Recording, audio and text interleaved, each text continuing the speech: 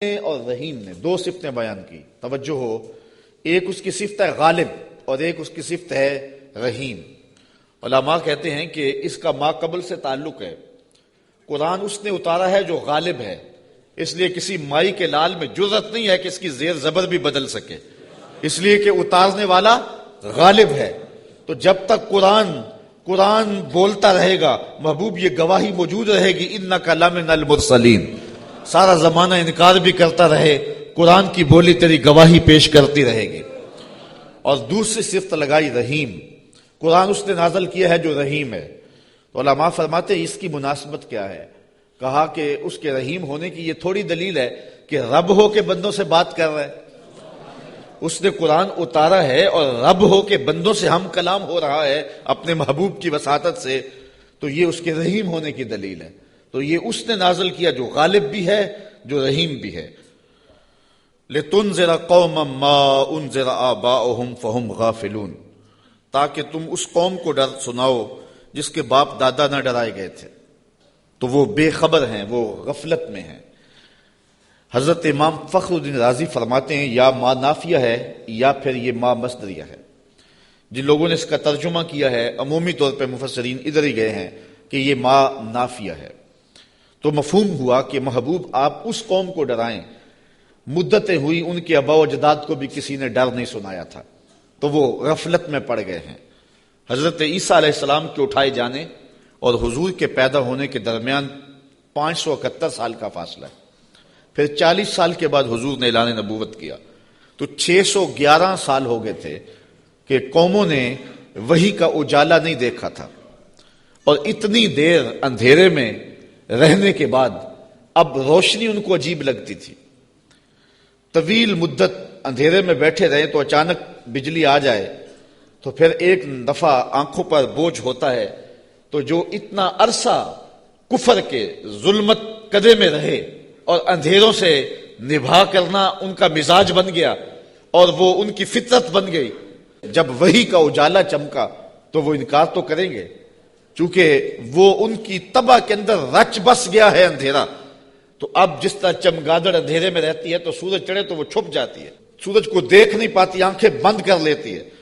تو اسی طرح جو لوگ اتنا طویل عرصہ اندھیرے میں رہے تھے، تو اب حضور کی نبوت کا سورج چمکا تو انہوں نے انکار تو کرنا ہی تھا، انہوں نے تو چھپنا ہی تھا، مخالفت تو کرنی تھی، اس لیے کہ اندھیرے کے خوگر بن گئے ہوئے تھے۔ فہم غافلون، تو وہ غافل ہو چکے تھے، ان کی فطرت میں، ان کی طبع میں اور ان کے دل میں راسخ ہو چکے تھے اندھیرے۔ اب ان کو اچنبھا لگتا تھا، روشنی عجیب لگتی تھی ان کو۔ ایک تو ہے اگر یہ ما نافیہ مانے، اور اگر اس ما کو مصدریہ مانے تو پھر اس کا مفہوم یہ ہوگا کہ محبوب آپ ان کو اسی طریقے اور اسی انداز سے ڈر سنائیں جس انداز سے ان کے آباء و اجداد کو ڈر سنایا گیا تھا۔ آپ کوئی نیا طریقہ نہیں لے کے آئے، جو پیغمبروں کا طریقہ پہلے تھا، تنذیر کا، تبشیر کا، آپ اسی طریقے پہ آئے ہیں، اور جس طرح وہ لوگوں کو اور قوموں کو ڈر سناتے رہے ہیں، آپ بھی اسی طریقے پہ ان کو تنذیر کریں، ان کو ڈر سنائیں، ان کو تبشیر کریں، ان کو پیغام حق دیں۔ یعنی آپ کا وہی طریقہ ہوگا جو آپ سے قبل پیغمبروں کا طریقہ رہا ہے، اور جس طرح ان کے آباء و اجداد کو ڈرایا گیا، پیغمبروں نے ان کے بڑوں کو ڈرایا، ان کو بھی آپ اسی طریقے سے ڈرانے کے لیے آئے ہیں۔ اور دوسرا مفہوم جو ما نافیہ کے ساتھ ہے کہ آپ اس قوم کو ڈرانے آئے ہیں، ان کو ڈر سنانے آئے ہیں، ان کو تنذیر کرنے آئے ہیں۔ مدتیں ہو گئیں کہ ان کے آباء و اجداد کو بھی کسی نے ڈر نہیں سنایا تھا، اب غفلتوں کے خوگر ہو گئے ہیں، اب عادی ہو گئے ہیں اندھیروں میں رہنے کے، تو تیری بات ان کو عجیب لگے گی، تو مخالفت بھی کریں گے، تانے بھی دیں گے، پتھر بھی اٹھائیں گے، اور گڑھے بھی کھودیں گے، کانٹے بھی بچھائیں گے، طائف کا بازار بھی سجے گا، مکے کی گلیوں میں دکھ بھی آئیں گے، احد اور بدر کی جنگیں بھی ہوں گی۔ اس سخت حالات سے محبوب آپ کو گزرنا ہوگا، اس لیے کہ آپ کا پالا اس قوم سے پڑنے لگا ہے جن کے آباء و اجداد نے بھی مدتیں ہوئی روشنی نہیں دیکھی تھی، تو ان کے پاس جب آپ روشنی کا پیغام لے کے جائیں گے تو ان کو یہ بات عجیب لگے گی، اس لیے آپ ان کو تنذیر کرنے جا رہے ہیں۔ لَقَدْ حَقَّ الْقَوْلُ عَلَىٰ أَكْثَرِهِمْ فَهُمْ لَا يُؤْمِنُونَ، بے شک ان میں اکثر پر بات ثابت ہو چکی ہے کہ وہ ایمان نہیں لائیں گے۔ ابو جہل، ابو لہب، عتبہ عتیبہ اور کئی لوگ ہیں، یہ اتنے راسخ ہو چکے ہیں کفر میں اور ان کے اندر اتنا زنگ چڑھ گیا ہوا ہے کہ محبوب یہ ایمان نہیں لائیں گے۔ آپ گھبرائیں نہیں، اپنے عمل تبلیغ کو جاری رکھیں، کٹھن حالات میں آپ روشنی کے دیے روشن کرتے چلے جائیں، اندھیرا چھٹتا چلا جائے گا لیکن اکثر لوگ نہیں مانیں گے، مخالفت کریں گے، کھڑے ہو جائیں گے، مقابلہ کریں گے، بہت کچھ ہوگا۔ محبوب یہ بات طے شدہ ہے کہ آپ کی مخالفت ہوگی اور زیادہ لوگ نہیں مانیں گے۔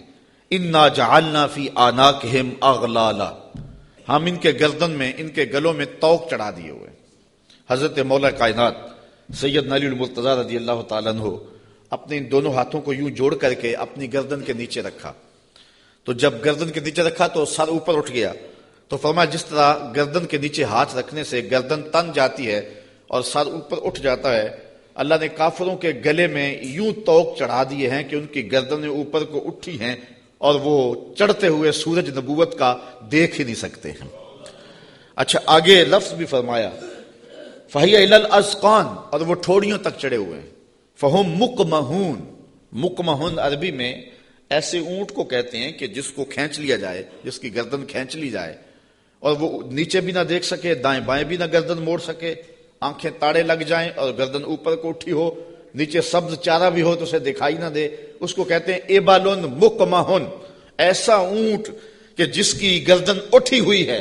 اللہ کہتا فہم مقمحون، یہ بھی مقمحون ہیں، ان کی گردنیں بھی اوپر کو اٹھ گئی ہیں، اس لیے محبوب نے کچھ سجائی نہیں دے رہا۔ مزید یہ وَجَعَلْنَا مِن بَيْنِ أَيْدِيهِمْ سَدًّا وَمِن خَلْفِهِمْ سَدًّا، ہم ان کے آگے بھی دیوار کر دی ہے، ان کے پیچھے بھی دیوار کر دی، دو دیواریں چن دی آگے پیچھے۔ فَأَغْشَيْنَاهُمْ، اور پھر ان کے منہ کے اوپر خول چڑھا دیے، فَهُمْ لَا يُبْصِرُونَ، تو وہ نہیں دیکھ سکتے۔ مجھے بتاؤ کہ آگے بھی دیوار ہو، پیچھے بھی دیوار ہو، منہ کے اوپر کپڑا خول چڑھا ہوا ہو اور نظر تاڑے لگی ہوئی ہو، گردن اٹھی ہوئی ہو، گلے میں توق ہو، تو چڑھتا ہوا سورج دکھائی دے گا؟ چمکتا ہوا چاند نظر آئے گا؟ ٹمٹماتے ہوئے ستارے سجھائی دیں گے؟ کہا محبوب ان کی حالت بھی یہ ہے، تیری نبوت کا سورج تو چمک رہا ہے، انہیں دکھائی نہیں دے رہا ہے، اس لیے کہ یہ اس اندھیرے میں پھنس گئے ہوئے ہیں۔ مفسرین نے یہ بھی لکھا ہے کہ کچھ کافر، ابو جہل، نضر بن حارث اور باقی، پتھر لے کے حضور کو مارنے کے لیے، حضور کو اذیت دینے کے لیے گئے تھے، لیکن پھر اس طرح ان کی گردن اٹھ گئی اور ہاتھ ان کے ٹھہر گئے، اور کسی نے دیکھا کہ ایک بیل ہے جو اس کے اوپر حملہ کرنے والا ہے، تو ان کی حالت کو بیان کیا گیا ہے۔ تو اللہ فرماتا اب وہ دیکھ نہیں سکتے۔ وَسَوَاءٌ عَلَيْهِمْ أَأَنذَرْتَهُمْ أَمْ لَمْ تُنذِرْهُمْ لَا يُؤْمِنُونَ، اب برابر ہے کہ آپ ان کو ڈرائیں یا نہ ڈرائیں، یہ ایمان نہیں لائیں گے، اس لیے کہ اندھیرے جم گئے ہوئے ہیں۔ اب یہاں ایک سوال پیدا ہوتا ہے، اور وہ یہ کہ جب اللہ نے ان کو ایسا کر دیا ہوا ہے تو اب اگر ایمان نہیں لاتے ہیں تو پھر ان کا کیا قصور؟ چونکہ اتنا طویل عرصہ نبی نہیں آئے، پیغمبر نہیں آئے، اندھیروں میں یہ خوگر ہو گئے، تو کہا نہیں ایسی بات نہیں ہے۔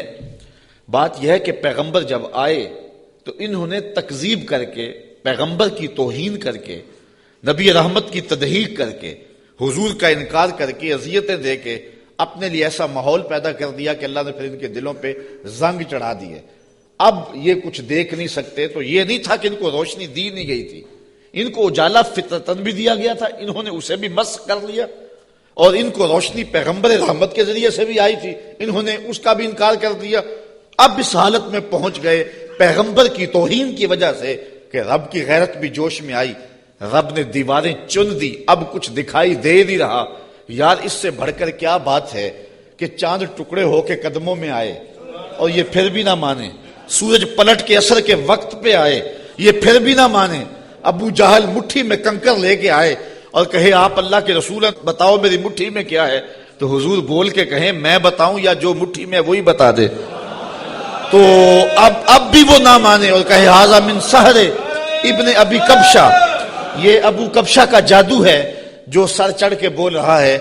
تو یہ ان کے آگے پیچھے دیواریں نہیں ہیں تو اور کیا ہے، ورنہ اتنے واضح دلائل دیکھنے کے باوجود بھی ان کو نظر نہیں آ رہا، یا رشتہ دار بھی ہیں لیکن نظر نہیں آ رہا، پاس بیٹھتے بھی ہیں نظر نہیں آ رہا، اور بلال حبشے سے دیکھ رہا ہے، سلمان کو فارس سے دکھائی دے رہا ہے، اور صہیب کو روم سے نظر آ رہا ہے، کول ہندیاں بھی کہیں اپنا نہ جانے، دل والے آکھیا دلدار آگے. تو یہ اپنی اپنی قسمت کی کہانی ہے. تو کہا محبوب آپ ان کو ڈرائیں یا نہ ڈرائیں یہ ایمان نہیں لائیں گے. انما تنذر من اتبع الذکر وخشی الرحمن بالغیب فبشرہ بمغفرۃ واجر کریم. اچھا سوال پیدا ہوتا ہے جب لوگ تو ایمان لائیں گے نہیں، لوگ تو مانیں گے نہیں، انکار پہ انکار کرتے جائیں گے، دل اندھے ہو گئے ہیں، آگے پیچھے اوپر نیچے پردے ہی پردے ہیں، تو پھر تبلیغ کیوں کی جائے؟ تبلیغ عمل جاری کیوں رکھا جائے؟ جب زمین ہی بنجر ہے تو پھر بیج کیوں ڈالا جائے؟ جب زمین ہی جو ہے وہ شور اور کلر ہے تو پھر می برسنے سے ہوگا کیا؟ تو پھر تبلیغ کا عمل رک جانا چاہیے. کہا محبوب نہیں، تیرے کرم کا می برستا رہنا چاہیے، تیرے کرم کا می جو ہے وہ ان کے اوپر نازل ہوتا رہنا چاہیے. یہ نہیں مانیں گے. ایسے بھی ہیں انما تنذر من اتبع الذکر. محبوب آپ اس کو ڈر سناؤ جو نصیحت کے پیچھے پیچھے چلے. ایک وہ ہے جو سنتے نہیں اور ایک ہے جو جھولیاں پھیلا کے پیچھے پیچھے آ رہے ہیں. ایک وہ ہے کہ آپ سناتے ہیں کانوں میں انگلیاں ٹھونس لیتے ہیں، اگر سنائیں تو پھر بھی ایک کان سے سن کے دوسرے کان سے نکال لیتے.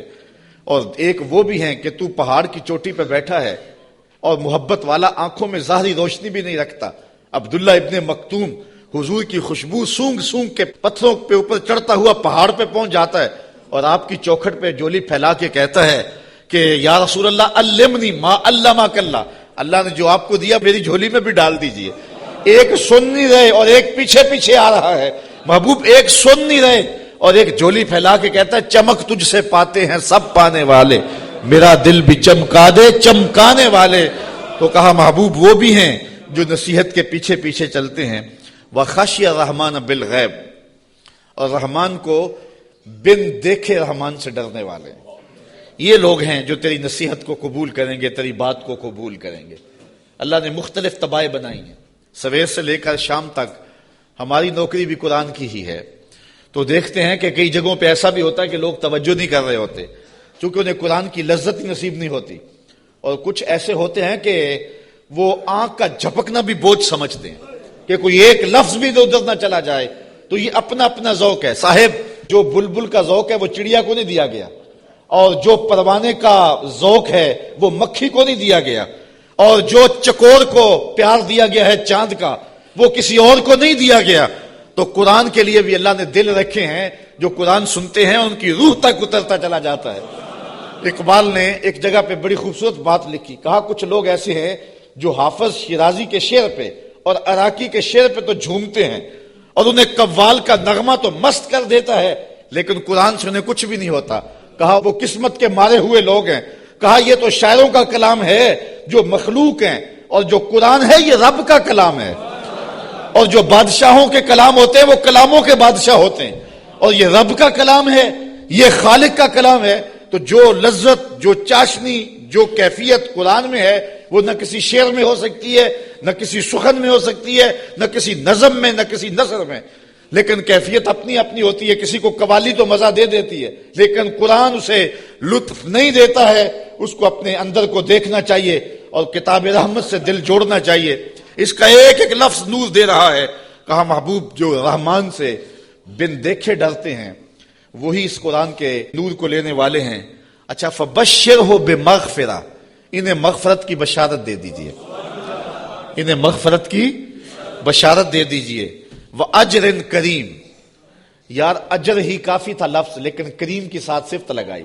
میرے پاس کوئی اس کا مفہوم نہیں ہے کہ اس کو اردو میں ڈھال سکوں، لیکن اتنا ہی سمجھیں کہ جس اجر کو میرے رب نے بھی کریم کہا وہ کیسا اجر ہوگا.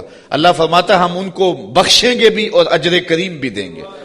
اِنَّا نَحْنُ نُحْيِي الْمَوْتَى وَنَكْتُبُ مَا قَدَّمُوا وَآثَارَهُمْ وَكُلَّ شَيْءٍ أَحْصَيْنَاهُ فِي إِمَامٍ مُبِينٍ. بے شک ہم مردوں کو جلائیں گے، زندہ کریں گے، اور ہم لکھ رہے ہیں جو انہوں نے آگے بھیجا جو پیچھے چھوڑا، اور ہر چیز ہم نے گن رکھی ہے ایک بتانے والی کتاب میں.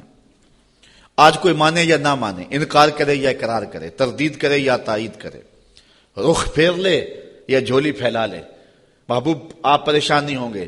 ایک وقت آنے والا ہم قبروں سے مردوں کو اٹھائیں گے. آج کوئی مانے یا نہ مانے، ہم نے لکھی ہوئی ہے، ایک ایک بات لکھی ہوئی ہے، وہ روشن کتاب میں. قیامت کے دن نامہ اعمال کھلے گا، سب سامنے آ جائے گا. تو محبوب آپ اپنے عمل کو جاری رکھیں، جو آپ کر رہے ہیں ہم وہ بھی لکھ رہے ہیں، اور جو آگے سے ان کے رویے ہم وہ بھی لکھ رہے ہیں. قیامت کے دن ہر شے سامنے ہوگی اور رب کی عدالت میں سارے فیصلے ہوں گے.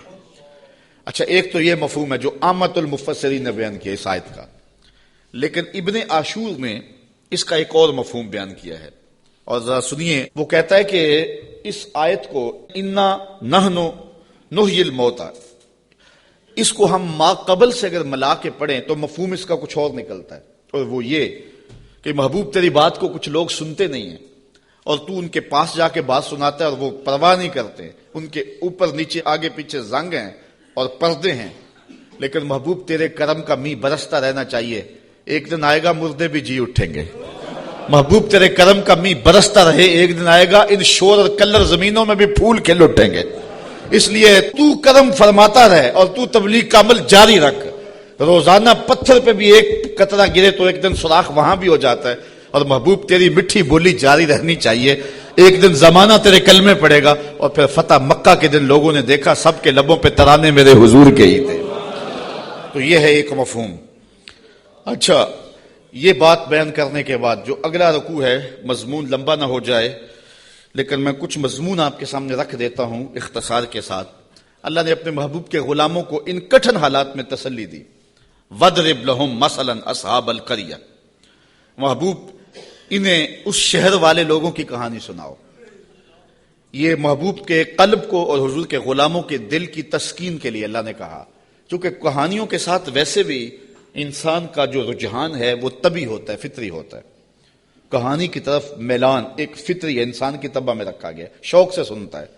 کسی زمانے میں شام کو بچے دادی اماں کے بستر میں گھستے تھے کہ اس سے کہانیاں سننی ہیں، اور دادی اماں اپنی روایات، اپنا کلچر، اپنی تہذیب، اپنا تمدن اور اپنی خاندانی روایات اس کہانی کے اندر سمو کر کے ان بچوں کو اخلاقیات کا درس، اپنے مذہب کا درس اور اچھائیوں کا درس اور تقوی کا درس اس ایک کہانی میں رکھ کے ان کو دیا کرتی تھی. اور وہی ہمارا کلچر تھا، وہی ہماری تہذیب تھی، اور وہ اپنی روایات کو نئی نسل میں منتقل کر کے جاتی. جب سے ہم نے دادی اماں کا بستر چھوڑ دیا ہے اور ٹیلی ویژن کی سکرین سے تہذیب لینا شروع کر دی ہے، اس لیے ہم نے روایات ادھر سے لینی ہے، اور وہی حقیقتوں کے اجالے اور وہی روشنیاں تھی. اور آج ہم پتہ نہیں کیا کس کو کلچر قرار دے رہے ہیں. میں 2-4 دن پہلے لاہور میں 4-5 جگہ پہ درس پہ رہا ہوں اور جگہ جگہ کلچر میلے اور کیا کچھ دیکھتا رہا ہوں، تشہیر اس کی. تو میں کہا تھا، جگہ جگہ میں نے کہا یہ ہمارا کلچر نہیں ہے. جو ماہرین ہیں اور جو فنون والے ہیں وہ کہتے ہیں کہ جو کلچر ہوتا ہے کسی بھی قوم کا، اس پر جغرافیے کی اور مذہب کی چھاپ ضرور ہوتی ہے. یہ کبھی نہیں ہو سکتا کہ کسی قوم کا کلچر، اس کی تہذیب اس کے جغرافیے سے اور اس کے معتقدات سے، اس کے عقائد سے ہٹ کر ہو. تو یہ سارتا پا برہنہ کلچر یہ ہمارا کلچر نہیں ہو سکتا، نہ مشرقی کلچر نہ حجازی کلچر. ہمارا کلچر مغرب کی ہواؤں سے نہیں پھوٹتا، مدینے کی فضاؤں سے پھوٹتا ہے. اپنی ملت کا قیاس اقوام مغرب سے نہ کر، خاص ہے ترکیب میں تجھے قوم رسول ہاشمی. آج جو کلچر ہمیں دیا جا رہا ہے وہ قطعاً ہماری روایات نہیں ہے، ہمارا کلچر نہیں ہے، ہمارا تمدن نہیں ہے، ہماری تہذیب نہیں ہے. تو بہرحال دادی اماں سے وہ کہانیاں سننا، یہ شوق اور رجحان یہ فطری ہے. تو اللہ تعالیٰ نے قرآن مجید میں کئی کہانیاں ہماری ہدایت کے لیے بیان کی ہیں، اور یہ کہانی بھی وَضْرِبْ لَهُمْ مَثَلًا أَصْحَابَ الْقَرْيَةِ، محبوبی نے اس بستی کے لوگوں کی کہانی سنائے. وہ ایک بستی تھی جس کا نام تھا انطاکیہ، اور یہ شام کے غربی علاقے میں واقع ہے. وہاں اللہ نے 2 رسول بھیجے ان لوگوں کی ہدایت کے لیے. خوشحال بستی تھی، اللہ نے 2 رسول بھیجے، انہوں نے دونوں کا انکار کر دیا. اللہ نے ان کی تائید کے لیے 3را رسول بھیجا، انہوں نے اس کا بھی انکار کر دیا. حتیٰ کہ ان نبیوں کی تکذیب کی، انہیں گالیاں دی اور پتھر لے کر ان نبیوں کو شہید کرنے پر آمادہ ہو گئے. جب نبیوں کو قتل کرنے لگے تو شہر کے ایک کنارے پر ایک شخص رہتا تھا. اسے جب پتا چلا کہ یہ نبیوں کو قتل کر رہے ہیں میری قوم کے لوگ، تو تھا تو وہ مسکین آدمی، لیکن اس کے دل میں جذبہ جاگا. وہ وہاں سے دوڑتا ہوا آیا اور اپنی قوم کو کہنے لگا تم قتل کرنے لگے ہو، میں کہتا ہوں ان کے قدم چومو. تو وہ جتنے پتھر تھے ان نبیوں پر برسنے کے لیے آمادہ تھے وہ اس شخص پہ برس گئے. اور پھر وہ شہید ہو گیا، پھر اس کی لاش سے آواز کیا آئی؟ یہ قرآن کی بولی ہے۔ ذرا توجہ کر لیں، میں اس کی تفصیلات میں تو نہیں جاؤں گا، لیکن اختصار کے ساتھ مضمون آپ نے سن لیا۔ اب قرآن کا لہجہ دیکھیے۔ وَاضْرِبْ لَهُم مَثَلًا أَصْحَابَ الْقَرْيَةِ، محبوب نے اس بستی کے لوگوں کی کہانی سنائیے۔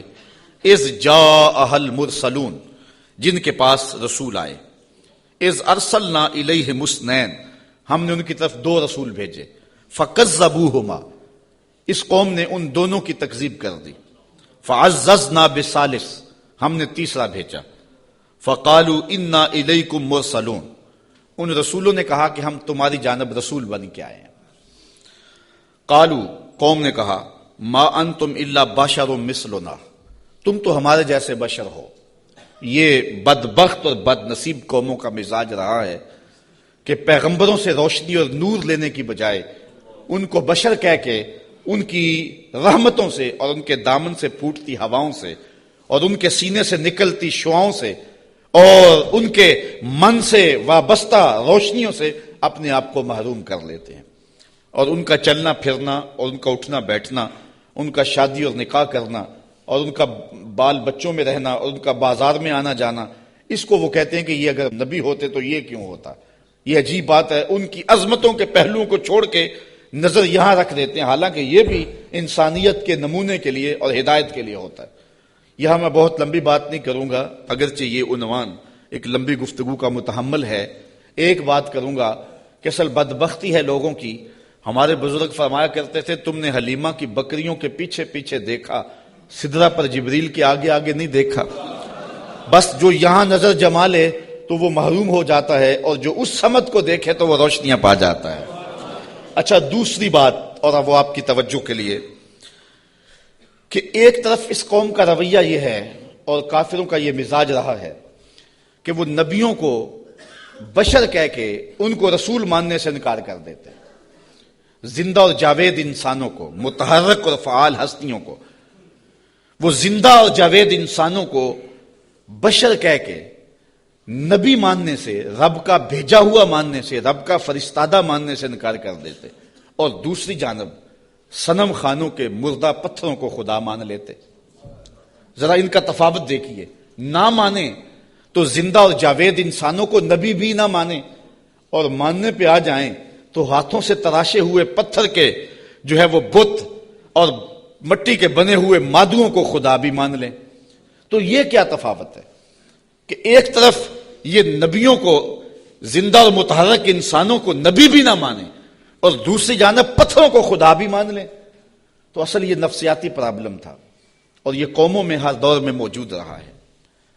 سادہ سا جواب ہے، یہ لمبی یہاں بھی بحث چاہیے، لیکن سادہ سا جواب ہے کہ صنم خانوں کے مردہ پتھروں کو ماننے میں مفادات پہ زیادہ نہیں پڑتی۔ انسان کی زندگی میں وہ مردہ پتھر اور بت دخل اندازی نہیں کرتے، انسان کی انا پر چوٹ نہیں لگاتے۔ ایک پجاری زانی ہو، شرابی ہو، ڈاکو ہو، جو مرضی کرے، کبھی پتھروں نے بول کے نہیں کہا کہ یہ کیا کر رہے ہو، ہمیں بھی پوچھتے اور یہ کیا رویے رکھے ہوئے۔ ان کی جھوٹی انا کا بت بھی پلتا رہتا اور وہ سجدے بھی کرتے۔ تو بتوں کو ماننے سے ان کو اپنی زندگی بدلنی نہیں پڑتی تھی، اپنے رویے بدلنے نہیں پڑتے تھے، اور ان کی سوچوں پر کوئی پہرا نہیں تھا، ان کے خیالوں پر کوئی قدغن نہیں تھی، طرز حیات پر کوئی دخل نہیں تھا، اس لیے بتوں کو ماننے میں کوئی پریشانی نہیں تھی۔ اور نبیوں کو ماننے کا مقصد یہ تھا کہ سر سے لے کر پاؤں تک زندگی کے ایک ایک لمحے کو، معاشرت سے لے کر کے نجی زندگی سے لے کے سیاسی زندگی تک سب کچھ بدلنا پڑتا تھا، اور اپنی خواہشات کے جنازے کندھوں پہ اٹھا کے دفن کرنے کے بعد پھر نبیوں کے قدم چومنے پڑتے تھے۔ اس لیے نبیوں کو ماننے میں پرابلم تھا اور بتوں کو ماننے میں کوئی پرابلم نہیں تھا، اس لیے کہ بتوں کو ماننے میں کوئی مفادات پہ زیادتی نہیں پڑتی تھی، اور نبیوں کو ماننے کا مقصد یہ تھا پھر اپنی خواہش چھوڑنی پڑتی تھی۔ تیرے ہندیاں سندیاں محبوبہ، میں کافر ہوا جے میں ہوا، پھر تو اپنا آپ چھوڑنا پڑتا تھا نا۔ اس لیے وہ انسانوں کو نبی ماننے کے لیے تیار نہیں تھے اور پتھروں کو خدا ماننے کے لیے آمادہ ہو جاتے۔ آج بھی یہ نفسیات ہمارے اندر بھی پائے جاتے ہیں۔ ایک شخص 70 سال حدیث رسول پڑھاتا رہا، 80 سال اس نے قرآن کی نوکری کی، تو لوگ اس کے گرد اتنی تعداد میں جمع نہیں ہوتے، اور ایک بندہ دونی رما کے تموڑی شاہ بیٹھ جاتا ہے اور ساری قوم اس نانگے کے پیچھے بھاگ جاتی ہے، تو کچھ لوگ کہتے ہیں کہ پتہ نہیں اس میں کمال کیا ہے، کرنٹ کیا ہے۔ صاحب بات کرنٹ کی نہیں ہے، مفادات پہ زد نہیں پڑتی، اور اس شخص کے پاس آنا ہے تو زندگی بدلنی پڑتی ہے۔ اس لیے ان مردوں کو ماننے میں حرج نہیں ہے، اور ان فعال اور زندوں کو ماننے میں اپنی خواہشات کا جنازہ اٹھانا پڑتا ہے۔ لہذا انسان کا رجحان ادھر نہیں ہوتا ہے، انسان کا رجحان ادھر ہوتا ہے۔ یہ ایک انسان کی فطرت ہے۔ اس بات کو سمجھانے کے لیے میں آپ کو ایک بات سناؤں گا۔ میرا ایک دوست ہے پرانا، تو بچپن میں جن سے تعلق رہا ہو تو وہ کم ہی کسی کے لیے اعتقاد کا رشتہ رکھتے ہیں، لیکن یہ اللہ کا فضل ہے کہ میرے لیے اس کے دل میں بڑی محبت، حتیٰ کہ میرے ساتھ اس کا روحانی تعلق بھی ہے۔ تو اس کا ایک دوسرا دوست ہے، اور وہ میرا بھی دوست، اور وہ بہت زیادہ پڑھ لکھ بھی گیا ہے اس کی طرح۔ تو اس نے کہا یار دیکھ، میں بھی ایک اعلیٰ منصب پہ ہوں اور حضور کی سنت چہرے پہ ہے، تو تیرے دل کے اندر بھی اس شخص کے لیے محبتوں کے جذبے ہیں، تو بھی میری طرح اس شخص کے ساتھ اپنا باطن کا تعلق قائم کیوں نہیں کر لیتا۔ یہ ایک مرید کے دل میں خواہش ہوتی ہے کہ دوسرا شخص بھی میرے پیر سے وابستہ ہو جائے۔ اس فطری خواہش کے تحت اس نے اس کو دعوت پیش کی۔ تو اس نے جو جواب دیا، وہ جواب اس آیت کے مفہوم کو سمجھنے میں مدد دے گا۔ اس نے کہا کہ میں کبھی کبھی اس کی تقریر سنوں تو یار میں حساس سا آدمی ہوں، رات کو سو نہیں سکتا، تو جس کی تقریریں مجھے سونے نہیں دیتی، اگر میں اس سے تعلق جوڑ لیا وہ تو مجھے زندہ مار دے گا، اس لیے مجھے تو پیر ایسا چاہیے کہ جو سرانے کے نیچے رکھ کے آرام سے سو بھی سکوں، اور جس کو چاہوں تو لپیٹ کے جیب میں ڈال بھی سکوں، اس کے ساتھ تعلق کا یہ رشتہ مجھ سے تو نہیں نبھایا جائے گا۔ تو انسان چاہتا ہے، انسان کی طبع ہے، انسان کی فطرت ہے، جہاں مفادات پہ زد نہ پڑتی ہو تو لوگ وہاں دوڑتے ہیں، اور جہاں مفادات پہ زد ہوتی ہو، جہاں اپنا آپ بدلنا ہوتا ہے، وہاں صائب فکر کے لوگ ہی جاتے ہیں۔ وہ تھوڑے بھی ہوں، زیادہ بھی ہوں، اس سے غرض نہیں ہے، لیکن ہوتے صائب ہیں۔ تو ان کافروں کا مزاج یہ تھا کہ پیغمبروں کی یہ کہہ کے تکذیب کر دی کہ تم تو بشر ہو، اور صنم خانوں کے مردہ پتھروں کو خدا ماننے لگ جاتے۔ وما انزل الرحمن من شیء، کہنے لگے تمہارے اوپر رحمان نے کچھ نہیں اتارا۔ ان انتم الا تکذبون، تم تو معاذ اللہ جھوٹ بولتے ہو۔ گالیاں دی، برا بھلا کہا، تکذیب کی نسبت کر دی۔ اچھا، جو شریف آدمی ہوتا ہے اس کا بھی اپنا مزاج ہوتا ہے۔ شریف آدمی سے کوئی الجھ بھی پڑے تو وہ اپنی شرافت کے دائرے سے نیچے نہیں آ سکتا۔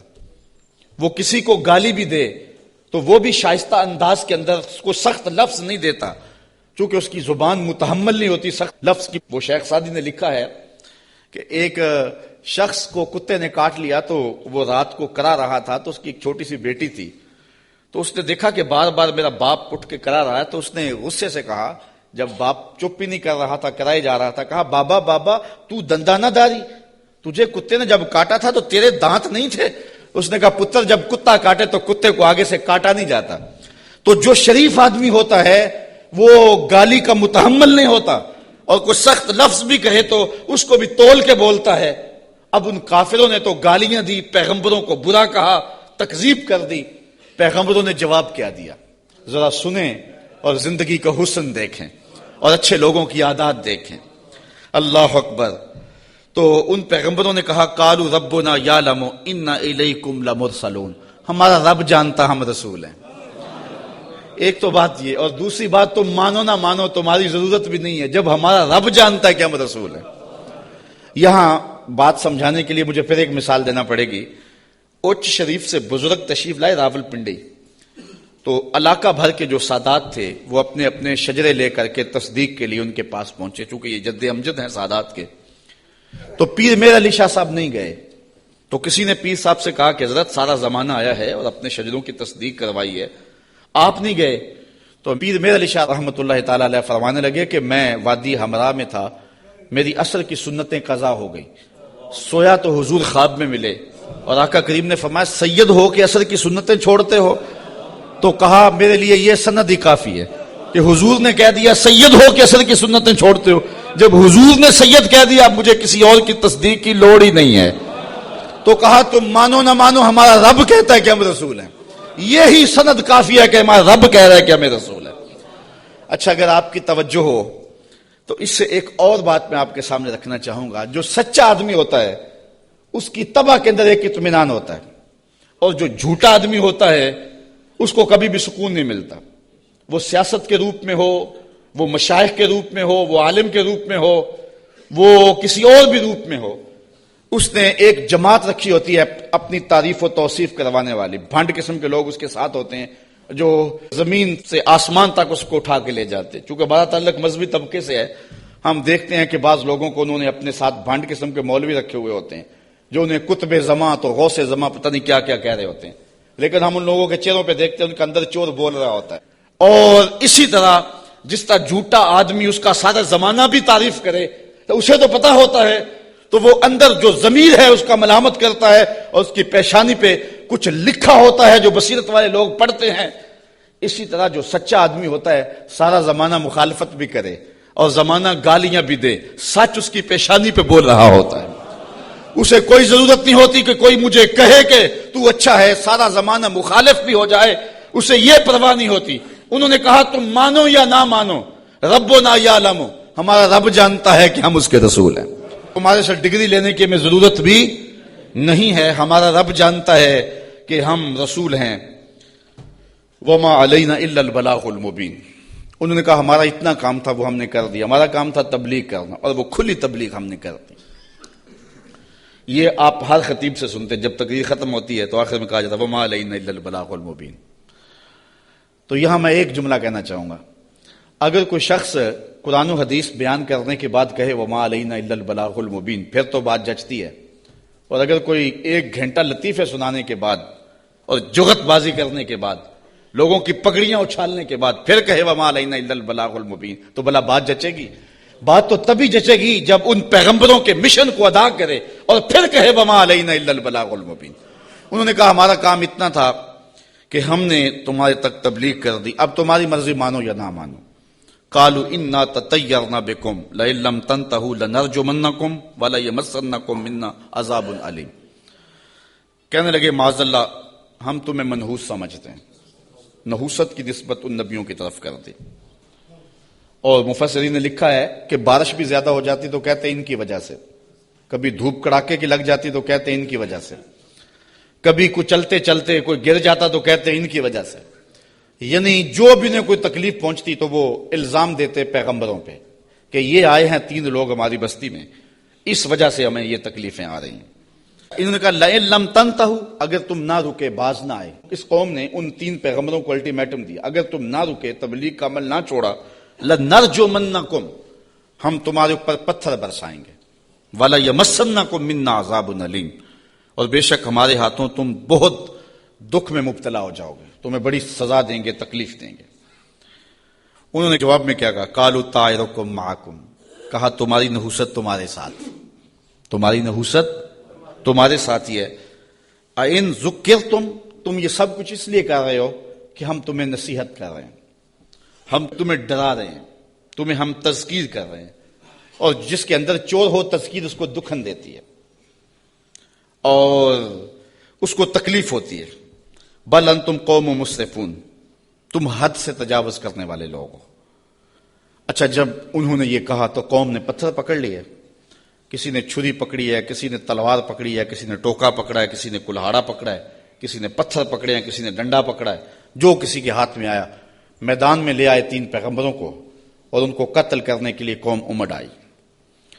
اب جب ان پیغمبروں کو شہید کرنے کے لیے لوگ آمادہ ہوئے تو پھر شہر کے کنارے وہ شخص آیا، میں بالکل چھوٹا تھا، 12 یا 13 سال کی عمر ہوگی، میرے والد گرامی رحمت اللہ تعالی علیہ فجر کی نماز میں سورہ یاسین پڑھا کرتے تھے، اور جب اس آیت پہ آتے تو حالت ان کی بھی ہوتی کہ بلک بلک کے رو پڑیں گے، اور مجھے بھی نہیں پتا کہ دل میں کیا اترتا تھا، اس وقت تو پتا نہیں تھا، چھوٹے تھے، لیکن بعد میں جب مفہوم سمجھ میں آیا تو پھر پتا چلا کہ اس آیت میں کیا ہے۔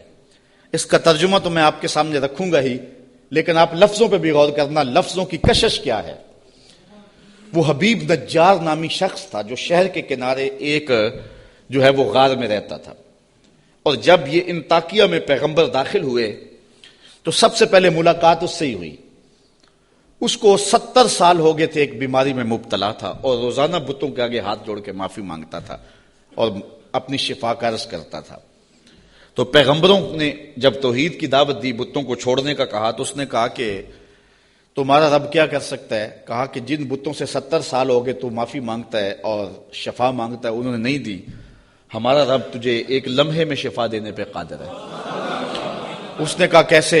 ان پیغمبروں نے ہاتھ اٹھائے۔ اچھا یار، پیغمبر تو ایک ہی ہاتھ اٹھا لے اور پھر 3 پیغمبروں نے ہاتھ اٹھائے ہوں گے تو پھر کیفیت تو کچھ اور ہی ہوئی ہو۔ اچھا، اس کی بیماری ختم ہو گئی، فوراً ٹھیک ہوا، اپنے گھر میں رہ کے ذکر فکر میں لگا رہتا تھا۔ یہ پیغمبر تبلیغ کرتے رہے۔ جب قوم نے ان پیغمبروں کو شہید کرنے کا ارادہ کر لیا، وہ دور شہر کے کنارے پہ رہتا تھا اور اس کا گھر کوئی اونچائی پہ تھا اور کسی غار میں رہتا تھا۔ اس نے دیکھا کہ میدان میں لوگ جمع ہیں اور نبیوں کو شہید کرنے پہ آمادہ ہیں، پھر وہ وہاں سے آیا۔ اب قرآن کے لفظ یہاں دیکھیے، یہی حبیب نجار صاحب یاسین ہے۔ ذرا غور تو کرو، قرآن کی نوکری کرنے والوں، دعوت دین دینے والوں، اپنے آپ کو بہت بڑا سمجھو اس اعتبار سے کہ تمہیں یہ سعادت مندی نصیب ہوئی ہے۔ اللہ نے کس اہتمام سے شخص کا ذکر کیا۔ پھر کیا ہوا؟ وَجَاءَ مِنْ أَقْصَى الْمَدِينَةِ رَجُلٌ يَسْعَىٰ، شہر کے پرلے کنارے سے ایک مرد دوڑتا ہوا آیا۔ یار وہ کیسا مرد تھا جس کو رب نے بھی مرد کہہ کے پکارا، وہ جس کو رب نے بھی مرد کہہ کے پکارا، کیونکہ سارا ماحول مخالفت میں ہے اور وہ واقع مرد تھا، اکیلا آ گیا۔ وَجَاءَ مِنْ أَقْصَى الْمَدِينَةِ رَجُلٌ يَسْعَىٰ، شہر کے پرلے کنارے سے ایک مرد دوڑتا ہوا آیا۔ قال یا قوم اتبعوا المرسلین، کہا میری قوم رسولوں کی اتباع کرو، ان کی مخالفت نہ کرو، ان کو پتھر مارنے لگے ہو، میں کہتا ہوں ان کے قدم چومو۔ اتبعوا من لا یسألکم اجرا وہم مہتدون، ایسوں کی پیروی کرو جو تم سے کچھ مانگتے بھی نہیں اور ہیں بھی سیدھی راہ پہ۔ تو مفسرین فرماتے ہیں پیروی اس کی کرنی چاہیے جس میں 2 کوالٹیاں ہوں، ایک لالچ مزاج نہ ہو اور دوسرا سیدھی راہ کا مسافر۔ ایک بندہ سیدھی راہ پہ ہے لیکن اپنے حرف بھی بیچتا ہے اور لفظ بھی بیچتا ہے، قرآن کی آیتیں بھی بیچتا ہے اور حدیث رسول کے ایک ایک کلمے کو بیچتا ہے، تو اس سے آپ ہدایت نہیں لے سکتے۔ گو ہدایت پہ ہے، وہ بات سچی کر رہا ہے، قرآن کی کر رہا ہے، حدیث کی کر رہا ہے، لیکن وہ لالچی مزاج کبھی بھی تمہیں کسی موقع پہ بھی بیچ دے گا، تمہاری راستہ خراب کر دے گا۔ اس شخص کے پیچھے نہ چلو جو طبعاً لالچی ہے اور وہ تمہیں خراب کرے گا۔ اور دوسرا وہ کہ ہدایت یافتہ بھی ہو۔ اگر کوئی بندہ ہدایت یافتہ نہیں ہے لیکن بے غرض تبلیغ کرتا ہے تو آپ کہتے ہیں یار یہ تو مانگتے کچھ نہیں ہے۔ اچھا تم سے تو کچھ نہیں مانگتا، امریکہ سے تو ڈالر لیے ہوئے ہیں، اس لیے اس کے بھی پیچھے نہ چلو جو ہدایت پہ نہ ہو۔ 2 شرطیں قرآن نے بیان کی ہے، ایک ہدایت پہ ہو اور دوسرا تم سے طلب کچھ نہ کرتا ہو۔ مجھے معاف کرنا، میں پہلے بڑا ماتوب ہوں، لیکن آج جو قیامت توڑی جا رہی ہے، چاہے نعت خانوں کے روپ میں ہو یا علماء کے روپ میں ہو، یہ جو پہلے ایڈوانس لیے جاتے ہیں اور بعد میں نذرانے وصول کیے جاتے ہیں، اور یہ کیا کیا ریٹ مقرر ہوئے ہیں، یہ کس دین کی کہانی ہے؟ نہ یہ قرآن میں ہے، نہ حدیث میں ہے، نہ رسول کریم کا یہ طریقہ ہے۔ میں قرآن کی کہانی آپ کے سامنے رکھ رہا ہوں، اتبعوا من لا یسألکم اجرا، اس کے پیچھے چلو جو تم سے مانگتا کچھ نہ ہو، وہم مہتدون، اور وہ ہدایت والے بھی ہوں۔ یہ اس حبیب نجار نے اپنی قوم سے کہا۔ تبلیغ کا ایک طریقہ بھی دیکھیے، آج حکمت سے بات کرنے کو لوگ بزدلی کہتے ہیں یہ بزدل ہے، یہ گالیاں نہیں دیتا، یہ کمزور آدمی ہے، اس لیے وہ کسی پہ اٹیک نہیں کرتا، جبکہ تبلیغ کی حکمت کو کبھی بھی ہاتھ سے نہیں جانے دینا چاہیے۔ مجھے بتاؤ کہ سارا مجمع مخالف ہے اور سارا زمانہ دشمن ہے، اور جو اکیلا ہی اپنی غار سے نکل کے آیا وہ بزدل تھا یا دلیر تھا؟ قرآن نے بھی اس کو مرد کہا ہے نا، لیکن اس کا تبلیغ کا سٹائل دیکھیے، اس نے یہ نہیں کہا کیوں نہیں مانتے، اس نے بھی تبلیغ کا سٹائل یہ دیا، کہا میں اس کو کیوں نہ پوجوں جس نے مجھے پیدا کیا۔ دیکھو تبلیغ کا مقصد اگلے کو سوچنے کا موقع بھی دینا ہے۔ اگر اس پہ اٹیک کر دیا جائے، کسی کو پتھر مارنے، پھر اس کو بات نہیں آپ سنا سکتے۔ تو اگر وہ کہتا نا حبیب نجار کہ تم کیوں نہیں مانتے اس کو جس نے تمہیں پیدا کیا ہے، تو وہ ہاتھ میں پتھر تو پہلے ہی پکڑے ہوئے تھے، فوراً برس جاتے، تبلیغ کا موقع ہی نہ ملتا۔ اس نے یہ بات اپنے اوپر کہی اور سوچنے کا موقع ان کو دیا، کہا میں اس کو کیوں نہ پوجوں جس نے مجھے پیدا کیا۔ تو سوچنے کا موقع ہے نا کہ ہم اس کو کیوں نہ پوجے جس نے ہمیں پیدا کیا. پھر کہا وَإِلَيْهِ تُرْجَعُونَ، تم نے پلٹ کے بھی اس کے پاس جانا ہے. پھر مخاطبہ ہو گیا. آگے دیکھیے، أَتَّخِذُ مِن دُونِهِ آلِهَةً، کیا میں اسے معبود بناؤں اللہ کے سوا؟ إِن يُرِدْنِ الرَّحْمَنُ بِضُرٍّ لَا تُغْنِ عَنِّي شَفَاعَتُهُمْ شَيْئًا، اگر رحمان میرا کچھ برا چاہے تو ان کی سفارش میرے کچھ کام نہ آئے. وَلَا يُنْقِذُونَ، اور نہ وہ مجھے بچا سکیں. إِنِّي إِذًا لَّفِي ضَلَالٍ مُّبِينٍ، اگر میں ایسا کروں پھر تو کھلی گمراہی میں ہوں. سب کچھ اپنے اوپر اس نے کہا. اگر ایسا کروں، میں نہ مانوں تو پھر، حالانکہ وہ تو مانتا تھا لیکن اس نے بات اپنے پہ رکھی اور انہیں سوچنے کا موقع فراہم کیا. بہرحال حجت پوری کر لی. مبلغ کا کام تبلیغ حکمت سے کر لینا. اب کسی کی قسمت ہو مان لے، کسی کی قسمت ہو نہ مانے. جب یہ ساری بات اس نے کر لی، پھر اس نے کہا انی آمنت بربکم فاسمعون، میں تمہارے رب پہ ایمان لایا ہوں، سن لو. ایمان تو وہ پہلے لا چکا تھا، اب اس نے اپنے ایمان کا اعلان کیا پورے شہر میں. انی آمنت بربکم، میں تمہارے رب پہ ایمان لایا. مفسرین نے اس پہ بھی بات کی ہے، بے ربی کیوں نہیں کہا؟ گویا یہ ان کے عقیدے پہ قدغن لگائی کہ تم غلط ہو، تم مانو نہ مانو، رب تمہارا بھی رب بھی ہے، اس لیے میں تمہارے رب پہ ایمان لاتا ہوں. فاسمعون، سن لو. اچھا، جب اس نے یہ بات کہی نا تو وہ جتنے بھی پتھر نبیوں پہ برسنے پہ آمادہ تھے سارے اس پہ برس گئے. مفسرین نے بہت کچھ لکھا ہے. گڑھا کھود کے اس کے اندر ڈال کر کے اوپر سے ملبہ انڈھیل دیا.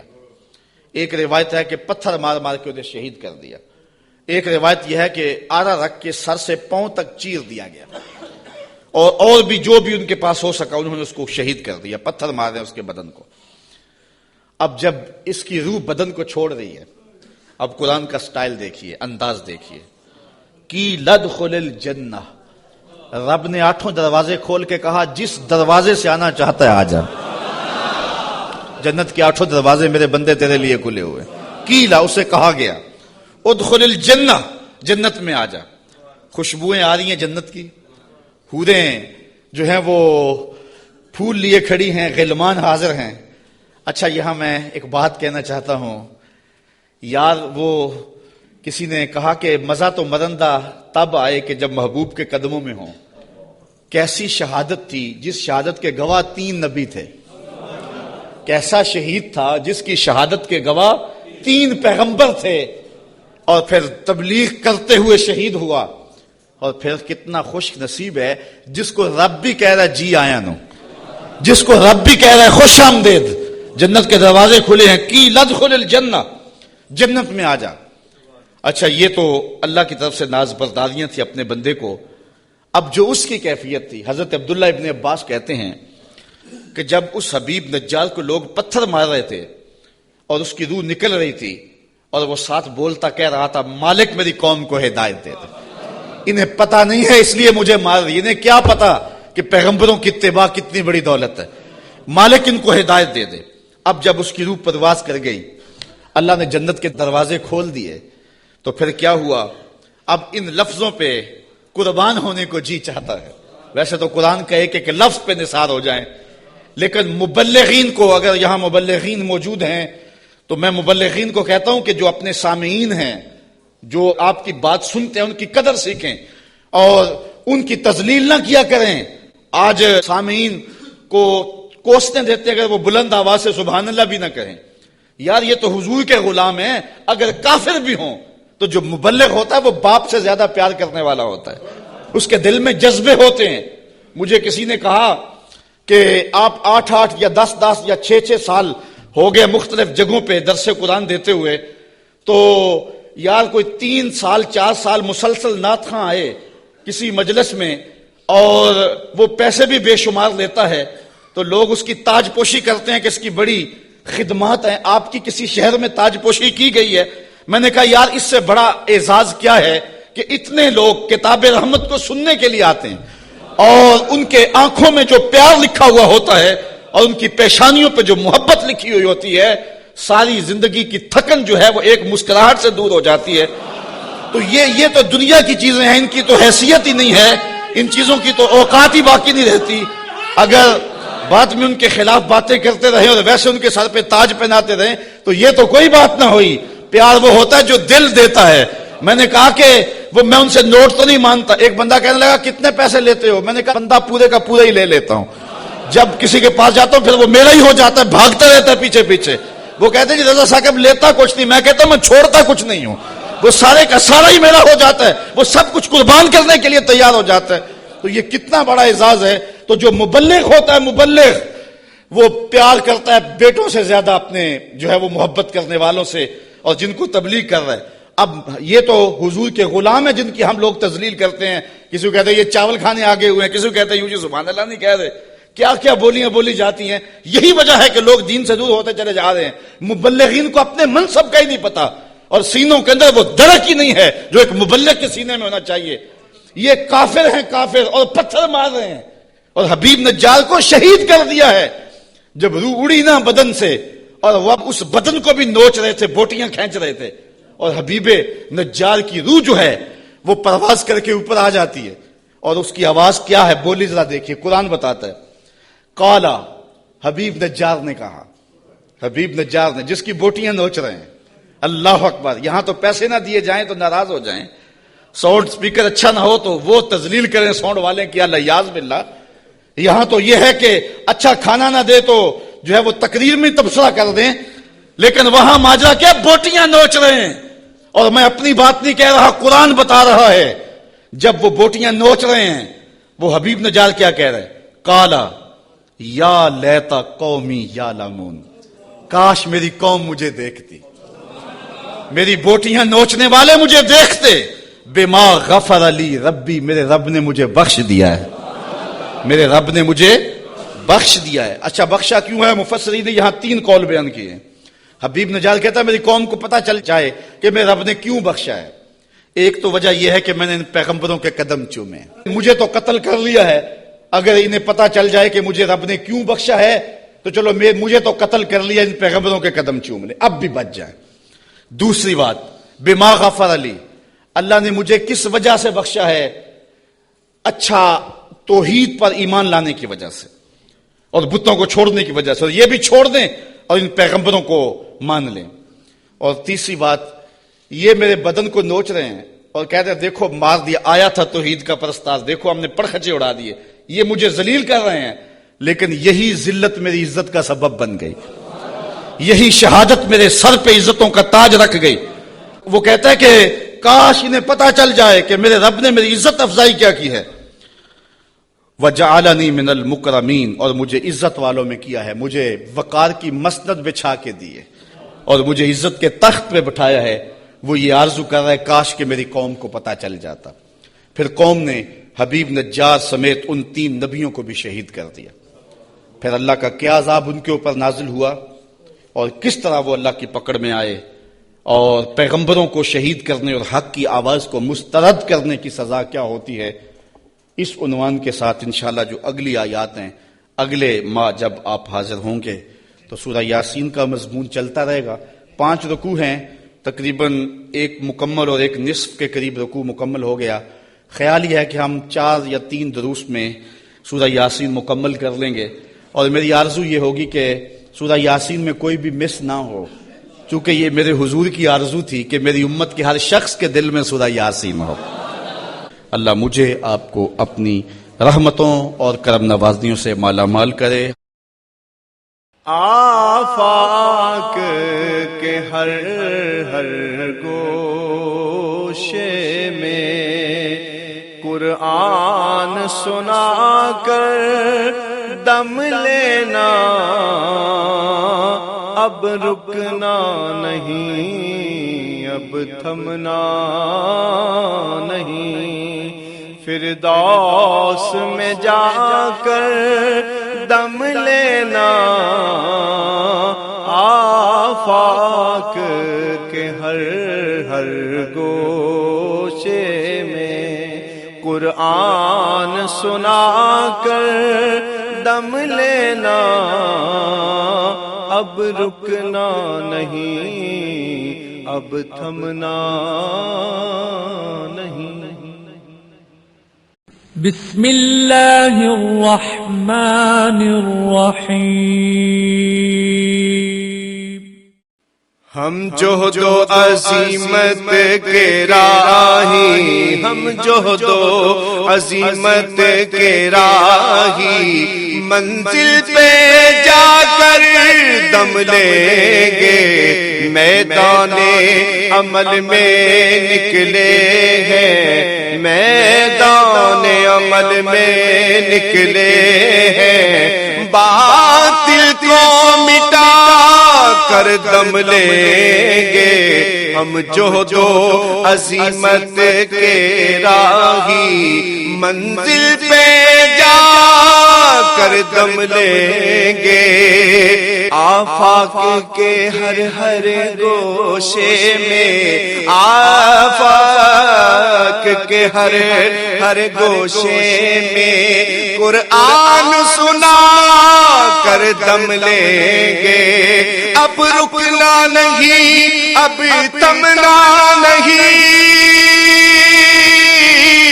اب رکنا نہیں، اب تھمنا نہیں، فردوس میں جا کر دم لیں گے، ہم جوہد و عظیمت کے راہی، منزل پہ جا کر دم لیں گے، میدان عمل میں نکلے ہیں، باطل کو مٹا کر دم لیں گے۔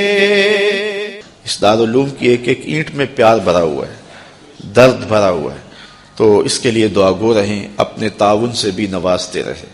اللہ کی توفیق سے یہ ایک مرحلہ تقریباً تکمیل کے قریب ہے۔ ہم نے چاہا یہ تھا کہ 3.5 لاکھ روپے کا ایک ستون بما اوپر والا چھت اور فرشی لینٹر جو پڑا ہے، یہ 3.5 لاکھ روپے کا ایک بنتا ہے، تو اگر ہمیں 99 لوگ مل جائیں تو یہ سارا مکمل ہو جائے، لیکن 47 لوگ ہمیں مل سکے، چونکہ 3.5 لاکھ روپے ہم نعت خواں کو دے لیتے ہیں، مدرسے کو دینا ہمارے لیے مشکل ہے، ہمارا مزاج ایسا بنا ہوا ہے، تو پورے ملک کے اندر اتنے لوگ ملے، اللہ ان کے رزق میں بے پناہ برکتیں عطا۔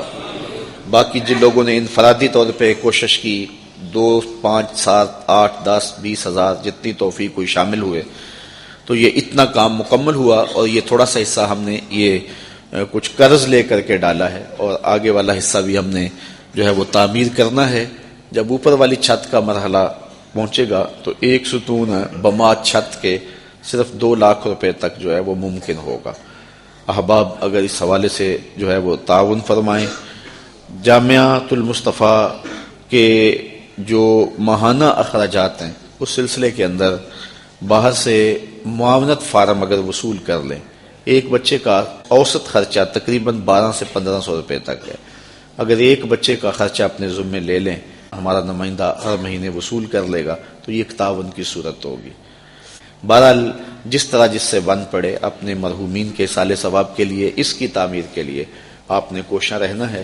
جس نے ایک پائی بھی اس جامعہ کے لیے خرچ کی، اے اللہ اس کو جزائے جزیل دے۔ جس نے گزرتے ہوئے پیار کی نظر سے دیکھ بھی لیا، اس کو بھی